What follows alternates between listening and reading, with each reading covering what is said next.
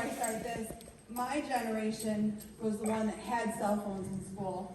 And it really bothered me with respect that you didn't pay attention to us when we were talking to you because you were too busy on your phone. Are you talking to me? No, I'm talking to Mr. Jorgensen. I'm so sorry. I'm sorry. With that being said, I have lived in Fort Byron my entire life.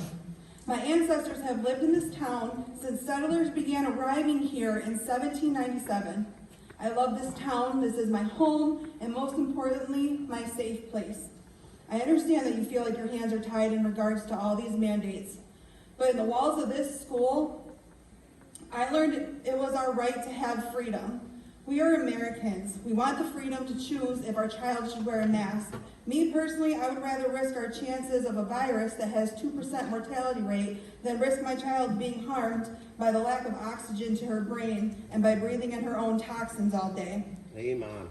I especially don't want her to lose her only form of identity by having her face covered from a mask that has been proven not to be effective. If you are so scared of this virus, why are you packing the buses with anywhere from 30 to 50 students?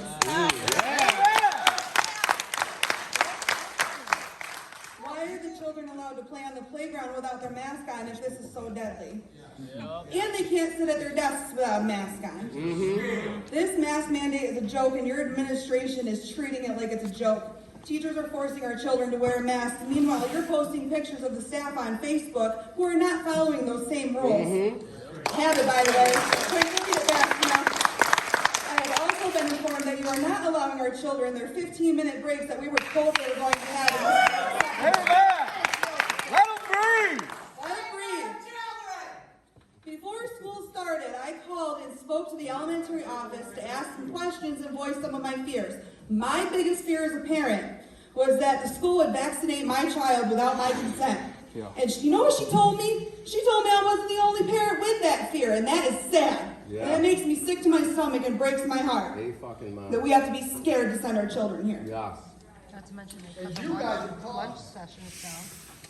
So that's more time they're getting. We expect to feel like our children are going to be safe when they are inside of these walls. Every single day, something happens that causes me to lose the faith I have had in this school district. And I hope that you guys here who told me stuff today say something, because it's not right. Parents are feeling backed into a corner with all these ridiculous mandates in this world right now. Ms. Rooker, you have 30 seconds. And it's about time you did something to actually help our community instead of sit back and watch these families struggle with the fear of sending our children here. As far as these vaccines mandates go, you are the Board of Education, not medical professionals. So I expect you to keep this talk about vaccines out of the classroom. And before you enforce